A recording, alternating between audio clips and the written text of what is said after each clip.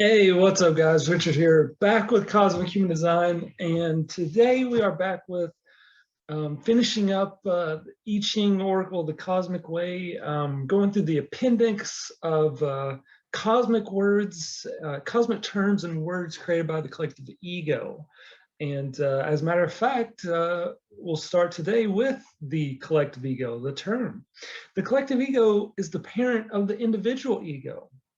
The collective ego is the name given to the totality of mistaken ideas and beliefs about the nature of the cosmos, about human nature, and about the human place in the whole. Interesting. The visible side, everything has visible and invisible sides. The visible side of the collective ego is found in the social structures and institutions that have been erected to support the human-centered view of the universe. Since it is a false construct that has no cosmic reality, the collective ego depends totally on the life energy it steals from people's true natures. To do so, it creates the individual ego, a false mental program that is introjected phrase by phrase and image by image into the psyche of the young child, where it begins to live a life of its own.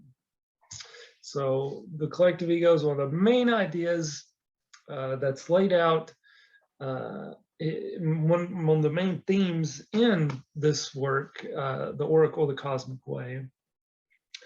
And, it's the parent of the individual ego. It's this the totality of mistaken ideas and beliefs we have about the cosmos and about ourselves and our proper place in the whole. And there are many, many, many different beliefs included under this umbrella. And basically, those beliefs begin to live a life of their own.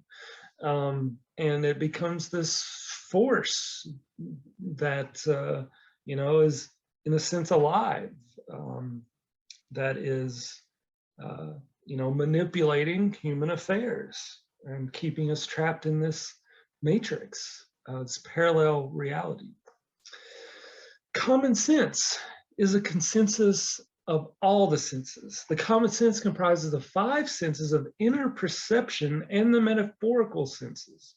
In humans, the common sense is the inner judge, which discerns what is in harmony with the person's inner truth, and therefore also in harmony with the cosmos, and what is not. Its judgment is based on the inner senses and is in the form of a feeling. Another function of the common sense is that of being the helper of transformation. Interesting, this applies only to humans.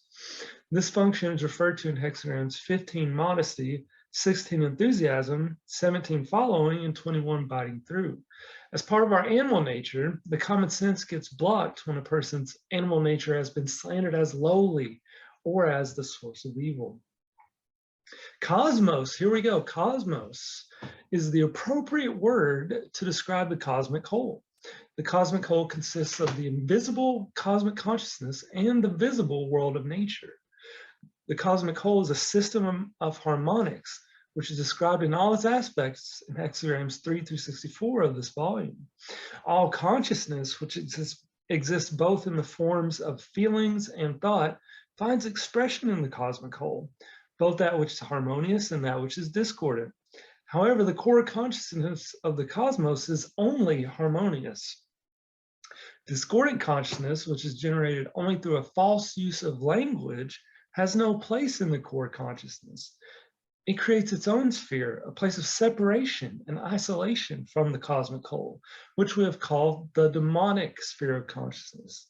The latter competes with the cosmos and seeks to replace it with a human-centered, purely mental order, which is hierarchically structured, with humans occupying the top position. From its place of isolation from the cosmic whole, the negative energy of the collective ego continues to operate in a destructive way on humans and on nature.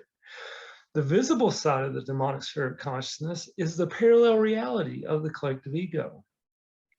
Living in the parallel reality deprives people of cosmic protection and of the help it gives to every aspect that is in harmony with it.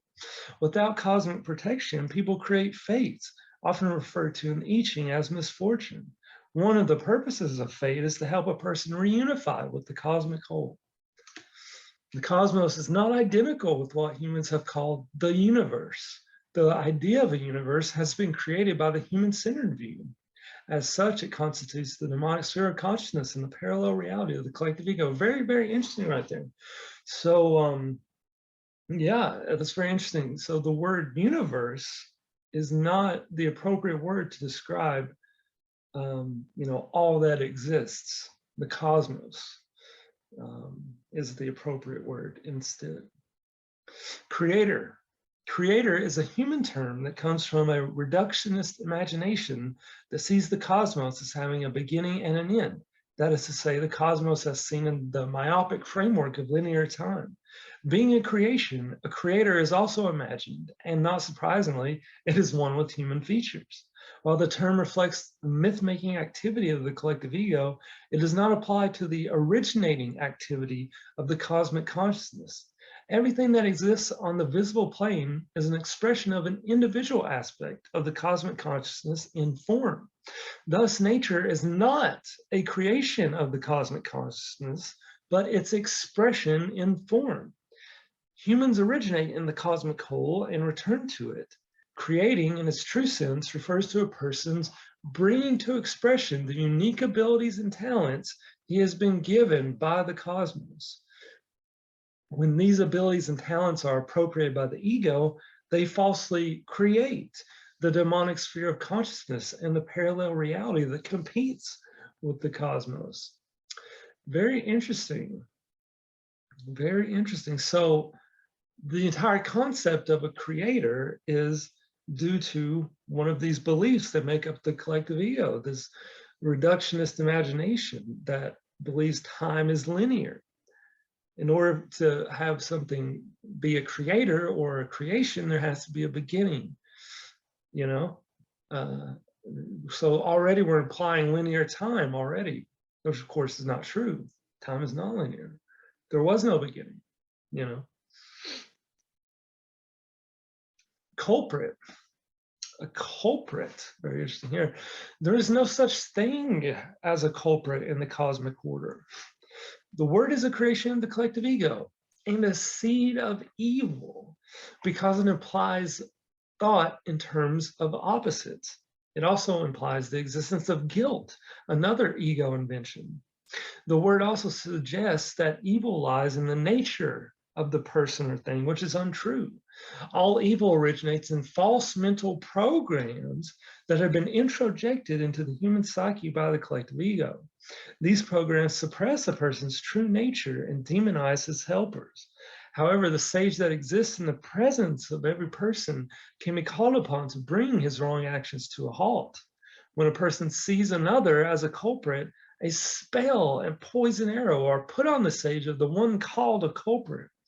This perpetuates the combat of the opposite forces created by the use of that word. The word culprit needs to be deprogrammed as a spell and a poison arrow. Although the collective ego is the source of blame, even it is not to be regarded as a culprit, because doing so would only energize it. Wow. Death. When applied to processes in nature, death is a part of life. It marks the transformation of a person, animal, or plant from visible form into an invisible form of existence within the cosmic whole. Life is an ongoing process from non-form into form and from form into non-form. Everything in nature is cosmic consciousness compressed into a unique form, which allows it to have experiences and to set free its multiform consciousness. These various kinds of consciousness, we are informed by the sage, are the invisible aspects of every living thing. Applied to a human being at the end of his visible form, the person's aggregate consciousness, if it has fulfilled its uniqueness, is transformed back into the invisible realm, where it continues to live in its unique identity and take on new tasks. Those individuals who have not realized their uniqueness are reabsorbed, again through transformation, into the cosmic consciousness in their original undeveloped state of innocence. Thus, there's no loss involved when life in a body ends, and there's no reason to fear the transformation back into non-form. Those who have not developed their uniqueness or fulfilled their destinies are given another opportunity to do so by being returned once more to human form. The sage has made it clear that these persons do not labor under any remnants of the former life in a body. Each person comes into his human form free and clear, innocent, and able to make an entirely new start. So we've got some talking about some kind of reincarnation here. But according to the sage, there's no such thing as really karma between lives. Everyone comes into life innocent. Even if they didn't fulfill their uniqueness in a past life, that's by definition, that's why you come back. That's why you reincarnate, because you didn't fulfill your uniqueness previously. But you come in innocent once again, as you were originally. And you don't have to labor under anything that happened in the previous life. So there are multiple lives we can have here. But the idea of there being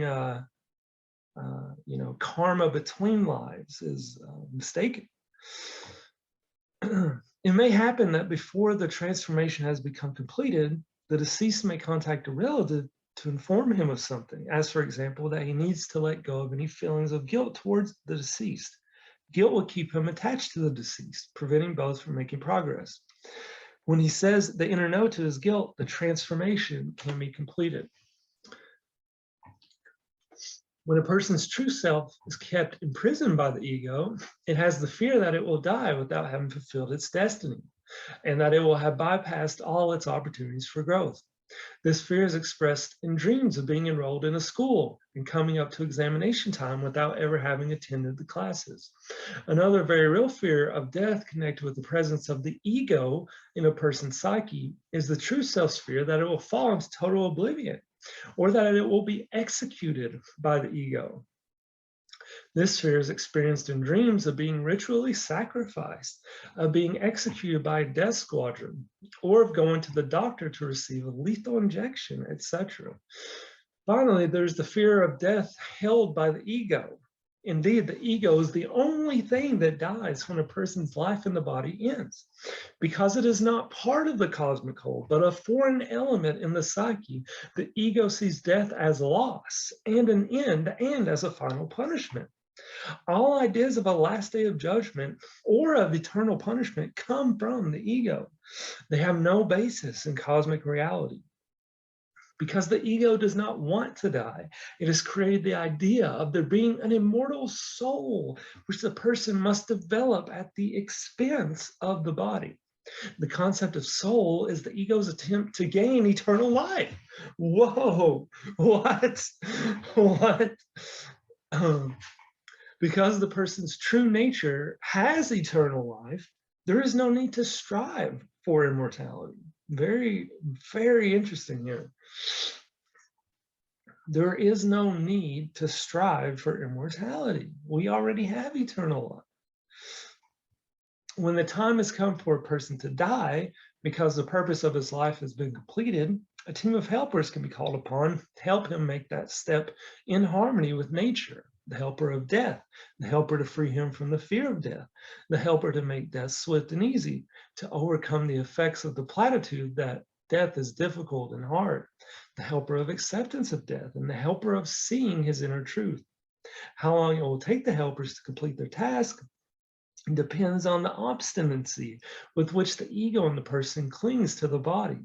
The person who wants to help another in this way always needs to ask the sage whether it is correct for him to do so.